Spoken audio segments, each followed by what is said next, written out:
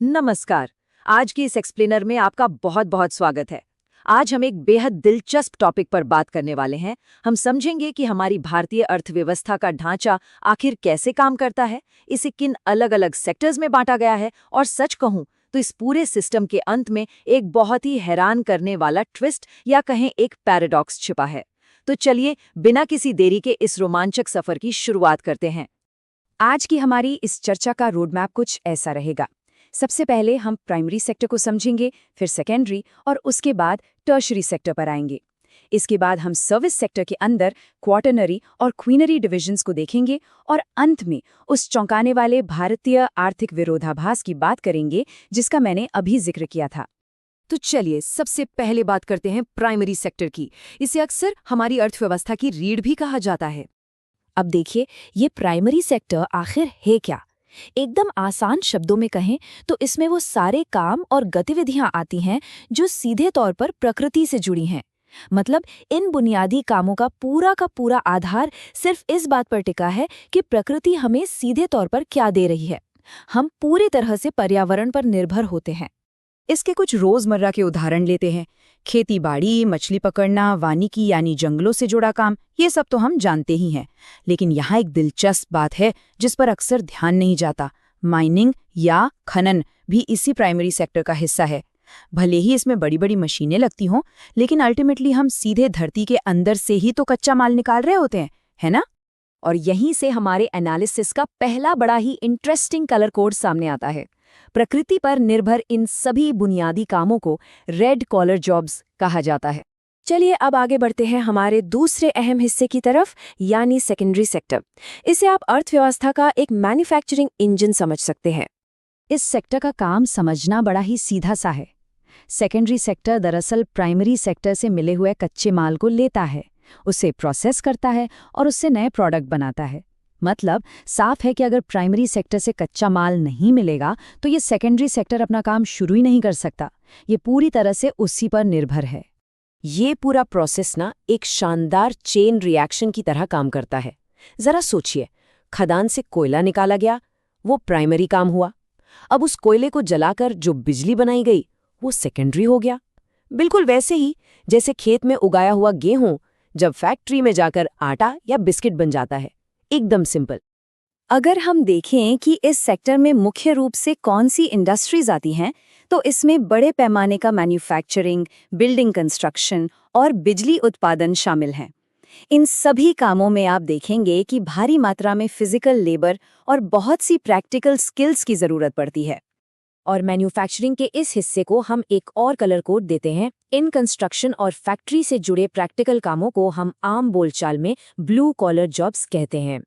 अब आते हैं तीसरे सेक्टर पे, टर्शियरी सेक्टर। ये पहले के दोनों सेक्टर से बिल्कुल अलग है।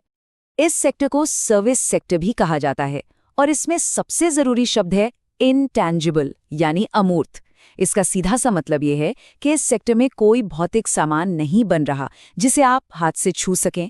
जैसे जब कोई टीचर क्लास में पढ़ाता है तो आप उस ज्ञान या उस सर्विस को फिजिकली छू नहीं सकते, लेकिन उसकी अहमियत बहुत बड़ी होती है। जरा अपने आसपास देखिए, हमारी जिंदगी किन चीजों से आसानी से चल रही है। Transportation, hospitality, retail shops, banks, अस्पताल, ये सभी सर्विस सेक्टर के ही उदाहरण हैं। ये वो जरूरी सेवाएं हैं जिनके बिना हमारा आज का आधुनिक समाज एक दिन भी ठीक से काम नहीं कर सकता। और जैसा कि आपने शायद सुना भी होगा, इन सभी सर्विस ओरिएंटेड और प्रोफेशनल कामों को हम व्हाइट कॉलर जॉब्स कहते हैं। ऑफिस में काम करने वाले ज्यादातर लोग इसी कैटेगरी में आते हैं। अब इस सर्विस सेक्टर के अंदर भी अगर हम थोड़ा और गहराई में जाएं तो हमें दो बहुत ही खास सब सेक्टर्स देखने को मिलते हैं, क्वार्टरनरी और क्वीनरी। इन दोनों के बीच का फर्क समझना सच में बहुत दिलचस्प है। क्वार्टरनरी सेक्टर में वो सेवाएं आती हैं जो पूरी तरह से डीप नॉलेज और स्पेशल स्किल्स पर टिकी हैं, जैसे कि चार्टर्ड अकाउंटेंट्स या रिसर्च साइंटिस्ट्स। वहीं दूसरी तरफ है क्वीनरी सेक्टर, जो एकदम टॉप लेवल के डिसीजन मेकिंग और पॉलिसी बनाने से जुड़ा है। इसमें हमारे देश के सांसद, बड़े मंत्री या टॉप गवर्नमेंट ऑफिशियल्स आते हैं। और आपको जानकर हैरानी होगी कि इन एकदम शीर्ष स्तर की निर्णय लेने वाली और विशेष ज्ञान वाली भूमिकाओं को बड़ा ही शाही नाम दिया गया है। इन्हें गोल्ड कॉलर जॉब्स कहा जाता है। और अब वक्त है उस सबसे बड़े ट्विस्ट का, जिसका हम शुरुआत से इंतजार कर रहे थे, भारतीय अर्थव्यवस्था का वो हैरान करने वाला पैराडॉक्स। देखिए, दुनिया के ज्यादातर देशों में विकास का एक सेट पैटर्न रहा है। वो प्राइमरी से मैन्युफैक्चरिंग यानी सेकेंडरी में गए और फिर सर्विस सेक्टर में। लेकिन भारत के मामले में क्या हुआ? हमने मैन्युफैक्चरिंग को मानो सीधे छलांग लगाकर पार कर लिया। हम खेती से सीधे सर्विस सेक्टर में पहुंच गए। इसे लीप फ्रॉगिंग कहते हैं, और इसी वजह से हमारा मैन्युफैक्चरिंग सेक्टर उतना मजबूत नहीं हो पाया जितना उसे होना चाहिए था। इस डेटा पर जरा गौर कीजिए, ये सच में चौंकाने वाला है। एक तरफ हमारा सर्विस सेक्टर है, जो देश की जीडीपी में सबसे ज्यादा पैसा जोड़ रहा है, लेकिन वहां काम करने वाले लोगों की संख्या सबसे कम है। और दूसरी तरफ प्राइमरी सेक्टर है, जहां देश की सबसे ज्यादा जनता काम कर रही है, लेकिन जीडीपी में उनका योगदान सबसे कम है।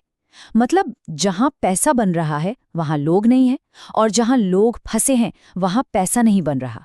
तो अब आपके मन में ये सवाल आ सकता है कि अगर प्राइमरी सेक्टर में पैसा नहीं है तो इतने सारे लोग वहां कर क्या रहे हैं? असल में इसे डिसगाइज्ड अनएम्प्लॉयमेंट या प्रच्छन्न बेरोजगारी कहते हैं। मतलब ये लोग असल में रोजगार में नहीं हैं, बल्कि एक छिपी हुई बेरोजगारी है। मान लीजिए एक खेत में सिर्फ 2 लोगों की जरूरत है, लेकिन पूरे परिवार के 5 लोग वहां काम कर रहे हैं। काम तो हो रहा है, लेकिन उत्पादन नहीं बढ़ रहा।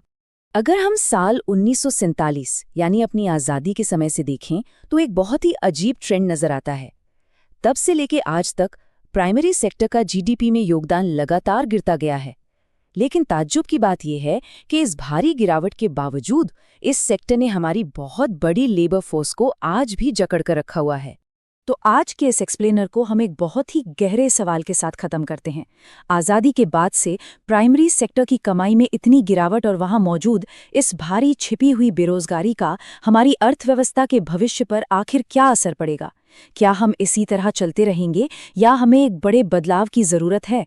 ये एक ऐसा सवाल है जिस पर हम सबको सोचना चाहिए। आज के इस विश्लेषण में हमारे साथ जुड़ने के लिए आपका बहुत बहुत धन्यवाद।